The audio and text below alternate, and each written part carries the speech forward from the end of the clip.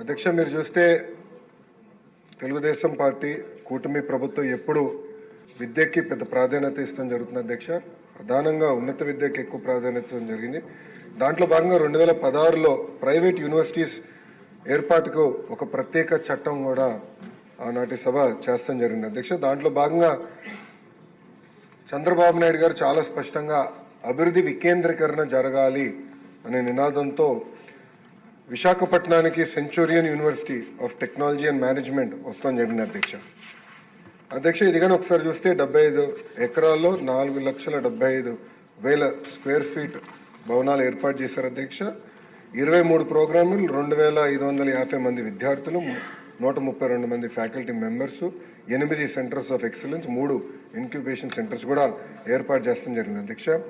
కానీ వాళ్ళు కొన్ని చిన్న అడ్మినిస్ట్రేటివ్ ఇష్యూస్ వాళ్ళు ఎదుర్కొన్నారు అధ్యక్ష. దాంట్లో భాగంగా ఏంటంటే వాళ్ళకున్న ఏదైతే ట్రస్ట్ ఉందో ఆ జ్యూరిస్డిక్షన్ ఒడిశాలో ఉండటం వల్ల వాళ్ళు అన్నిటికీ బ్యాంక్ కానీ రుసుములు కానీ అన్ని మళ్ళీ ఒడిశా బ్యాంక్ సర్కిల్లో ఉండటం వల్ల ఫండ్స్ సకాలంగా వాళ్ళకి రాలేదు అధ్యక్ష.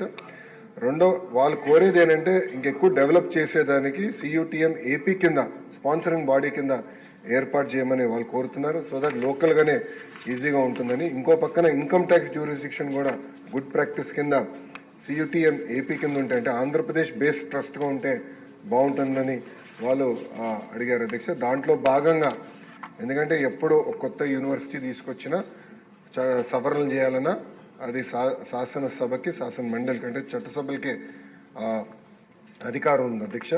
అందుకే ఈ అమెండ్మెంట్ ప్రతిపాదిస్తాం జరుగుతుంది.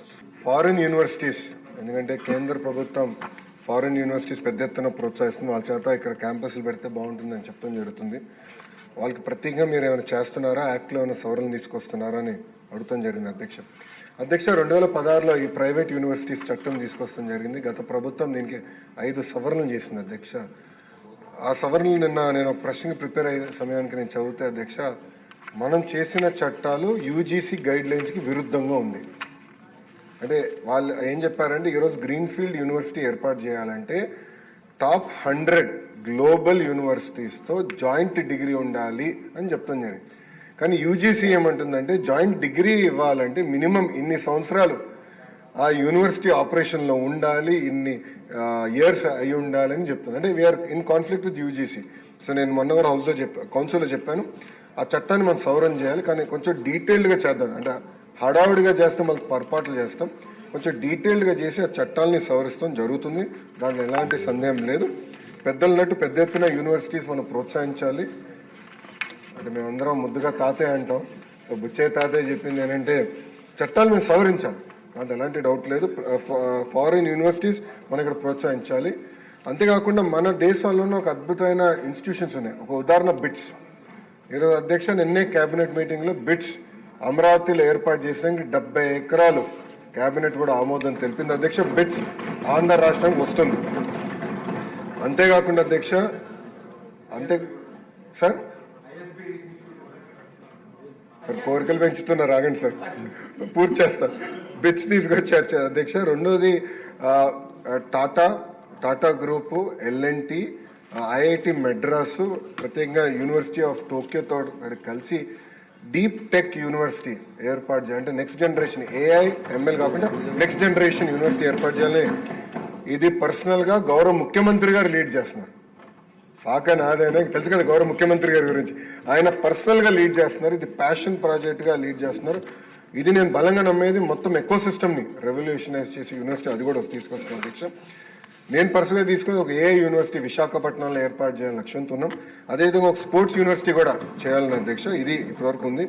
ఇంతేకాకుండా ఎకనామిక్ డెవలప్మెంట్ బోర్డుతో కూడా అనేక యూనివర్సిటీస్ ఆల్రెడీ చర్చల్లో ఉన్నాయి. ఒకటి యూనివర్సిటీ ఆఫ్ టోక్యో కూడా చర్చలో ఉంది. AMA యూనివర్సిటీ ఫిలిప్పీన్స్ నుంచి కూడా చర్చలో ఉంది అధ్యక్ష.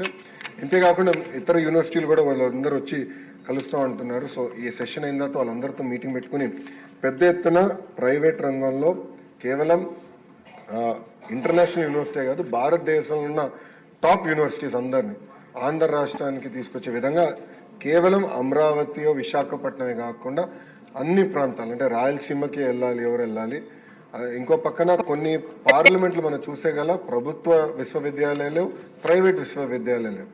సో మంత్రి అయిన తర్వాత అది బ్యాలెన్స్ చేయాలన్న ఆలోచనలో అక్కడికి వాళ్ళకి అంటే కొంచెం ₹2 ఎక్కువ ఇన్సెంటివ్స్ ఇచ్చి అలాంటి ప్రాంతాలు కూడా తీసుకెళ్ళి అన్ని ఏదైతే పార్లమెంట్లోనే కనీసం ఒక్క యూనివర్సిటీ అనేది ఉండాలనే లక్ష్యంతో మన కూటమి ప్రభుత్వం పనిచేస్తుందని గౌరవ సభ్యులు తెలుపుకుంటూ ఉగ్ర నరసింహారెడ్డి గారు చెప్పారు అధ్యక్ష IIIT గురించి ఆయన ఆల్రెడీ నన్ను కలిశారు, ఆ లెటర్ కూడా ఇచ్చారు అధ్యక్ష. సెషన్ అయిన తర్వాత అది కూడా టేకప్ చేస్తున్నాం. ఉగ్ర గారు చాలా తేలిగ్గా మా ప్రాంతం వెనుకబడిన ప్రాంతం అని అంటున్నారు అధ్యక్ష. ఇంకో 3 సంవత్సరాలు ఇవ్వండి అధ్యక్ష వాళ్ళకి. CBG ప్రాజెక్ట్, రిలయన్స్ ప్రాజెక్ట్ మొత్తం ఆయన ప్రాంతానికి వస్తుంది. ఆయన ప్రాంతం రూపురేఖలు రాబోయే 3 సంవత్సరాల్లో మారబోతున్నాయని గౌరవ సభ్యులు తెలుపుతున్నారు అధ్యక్ష. అంతేకాకుండా అధ్యక్ష ఆంధ్ర కేసరి యూనివర్సిటీ గురించి గౌరవ సభ్యులు మాట్లాడారు అధ్యక్ష. 2022లో ఏర్పాటు చేశారు, ఎలాంటి శాంక్షన్ పోస్ట్ లేకుండా ఏర్పాటు చేశారు అధ్యక్ష. దానివల్ల అక్కడ ఉన్న ఉపాధ్యాయులు కూడా వాళ్ళ ప్రొఫెసర్స్ ఇబ్బంది పడటం జరుగుతుంది అధ్యక్ష.